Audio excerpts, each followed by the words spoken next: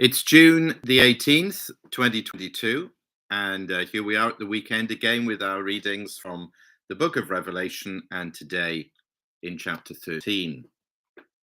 And the dragon stood on the shore of the sea, and I saw a beast coming out of the sea. He had 10 horns and 7 heads, with 10 crowns on his horns, and on each head a blasphemous name.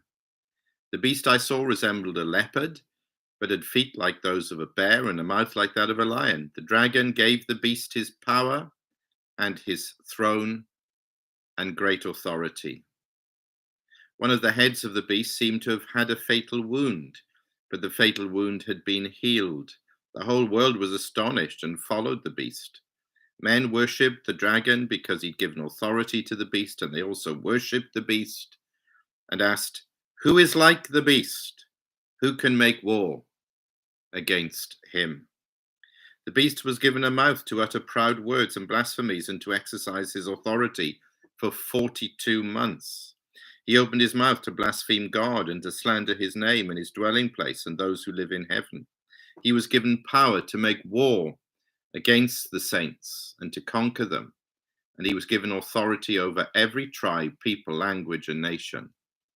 All inhabitants of the earth will worship the beast, all whose names have not been written in the book of life belonging to the Lamb that was slain from the creation of the world. He who has an ear, let him hear. If anyone is to go into captivity he will go.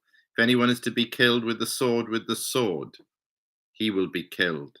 This calls for patient endurance and faithfulness on the part of the saints.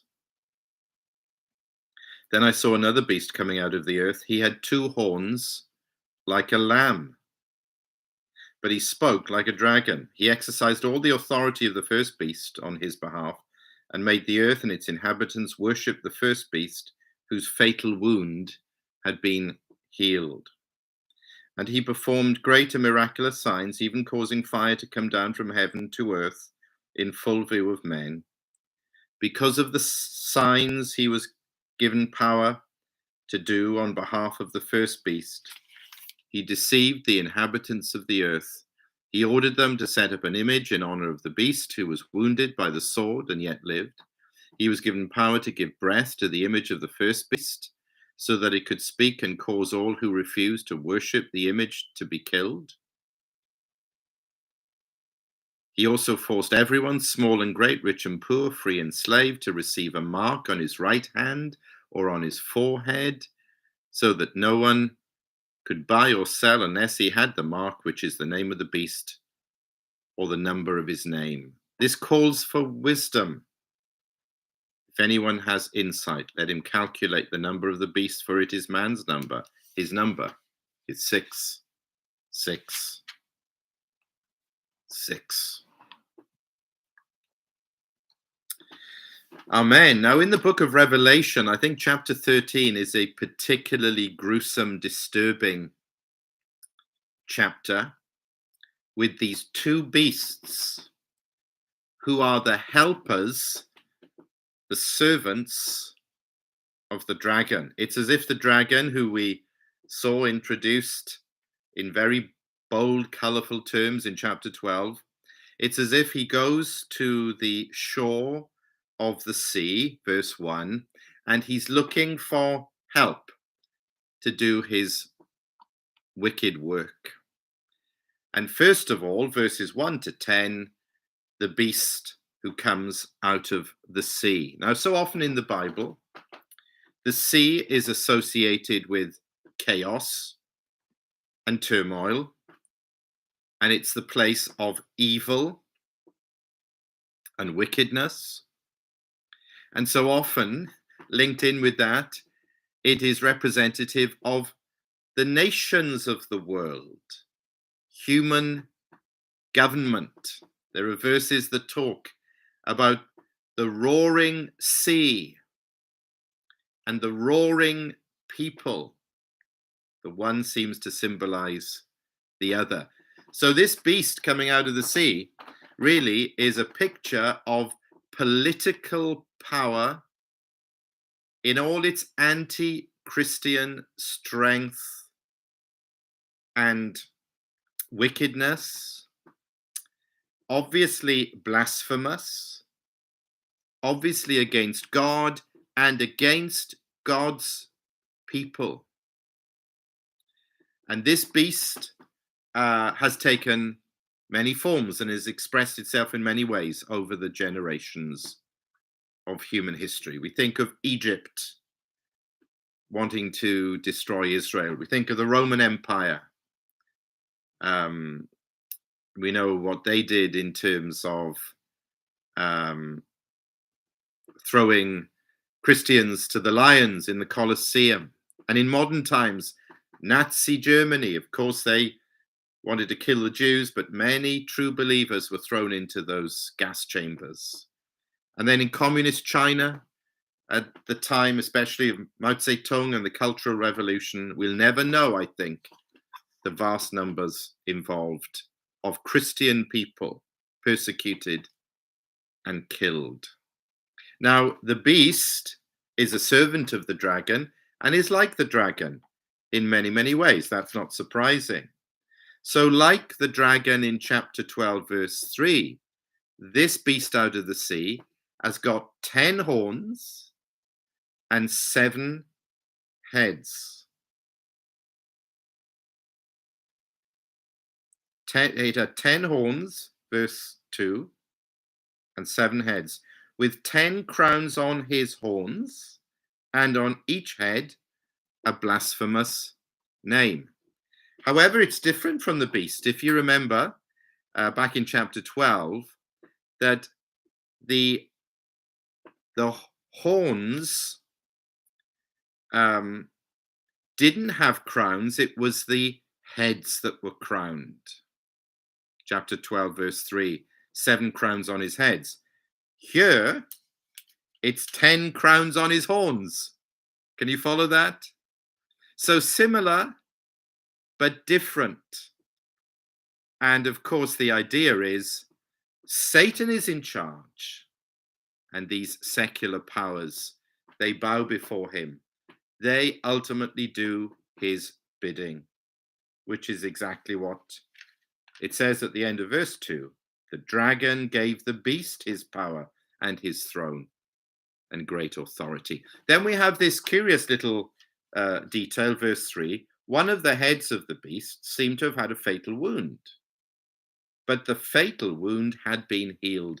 Many commentators think this is a reference to Emperor Nero, who was one of the most fierce persecutors of Christians in the early years of the early church. In AD 68, he committed suicide. He had this fatal wound. That could have been the end of the Roman Empire. That could have been the end of that persecution. But the fatal wound had been healed, not the man, but the system, the beast, the Roman Empire. That didn't stop, and it didn't stop for hundreds of years. And in fact, the persecution got worse. And look what it goes on to say. The whole world was astonished and followed the beast. Men worshipped the dragon. So these regimes, that's what we're talking about, political regimes, totalitarian, utterly blasphemous. They're around, it says, verse 5, for 42 months. That great symbolic number, we've seen that many times now in the book of Revelation. The entire period between the first coming of Messiah and his second coming, this is telling us what God's people are to expect in this world. Because the beast was given power by the dragon, it says, to make war against the saints, verse 7, and to conquer them. It will seem as if the Christian church has been utterly destroyed at a certain point towards the end of the age, and as if the whole world has gone over to the dragon's side and is worshipping these anti-Christian political systems. That's the impression that's given. Of course, that's not the whole truth, as we'll see in a moment. So the beast out of the sea. But then verses 11 to the end, another beast from the earth. Now, this is a more modest creature, if I can put it this way, because he only has two horns, like a lamb, but he spoke like a dragon. Now, obviously, the second beast is the servant of the first. He exercised all the authority of the first beast on his behalf to achieve the same end, and made the earth and its inhabitants worship the first beast, whose fatal wound had been healed. Not specifically Nero or even the Roman Empire, but the beast who is behind all of these systems.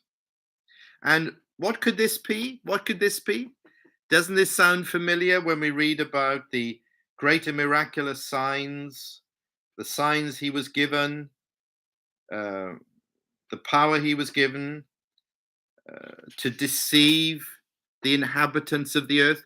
This isn't false, secular, anti-God political systems and power. This is false religion that can do miracles, or appears to be able to. It's got satanic power. These people can do miracles. This organization can call down fire from heaven, it says. It is like a lamb. He had two horns, like a lamb, but he spoke like a dragon.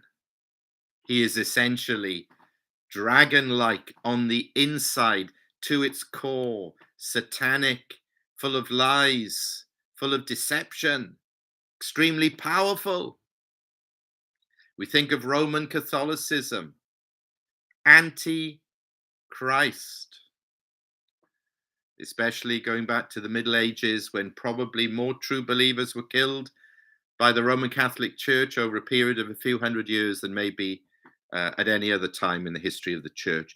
We think of the prosperity gospel today on the internet, the millions who buy into that with its materialism and its promise of miracles, but no real gospel. We think of what's happening in Ukraine today, where remarkably, for that system which was once atheistic, wasn't it? Lenin and Stalin, they were all atheists. Everybody was an atheist. But now what do we find? The Orthodox Church, with all its pomp and ceremony and rituals and glorious churches and its priests and bishops and archbishops dressed up in their robes, they're all lining up behind Putin and supporting him to the hilt to do his wicked work. And it will be through the mark of the beast that we read of. Let me find that. He also forced small and great, rich and poor, free. It says, to receive a mark on his right hand or on his forehead. Verse 16, so that no one could buy or sell unless he had the mark, which is the name of the beast, or the number of his name. The mark of the beast. And it's specifically the beast out of the sea that forces everyone. It's specifically this false religion that gets people branded, whether this is a literal or spiritual mark. You brand animals, you brand slaves. That's what false religion does to people. It turns them into the property of the state, the property of the beast, so that they are now worshippers of the dragon. False religion, from the beginning, has always had a major role in enabling the mass deception of society, of the world, which is the dragon's main goal. However, there are little hints of hope here. Verse 8, there are those written in the book of life who belong to the Lamb. There are those, the saints, who will patiently endure and be faithful. Verse 10. And if you go into chapter 14, yes, there are those with the mark of the beast on them, but then as we'll see next time, there's 144,000, the true believers, who had his name and his father's name written on their foreheads. They are marked, they are branded, not by the mark of the beast, but by the true mark of the Lamb. Someone's put it this way: this 666 number, man was created on the sixth day. 6, however, moreover, is not 7 and never reaches 7. It always fails to attain to perfection. That is, it never becomes 7. 6 means missing the mark or failure. 7 means perfection or victory. Rejoice, O Church of God. The victory is on your side. The number of the beast is 666. That is failure upon failure upon failure. It is the number of man. For the beast glories in man and must fail. But to true believers, whatever tribulations and trials and troubles and opposition and warfare, and however it looks in the world, whatever we have to go through, if we are truly followers of the Lamb and are sealed with the name and the mark and the love of the Lamb, then indeed, truly, we are his victorious people.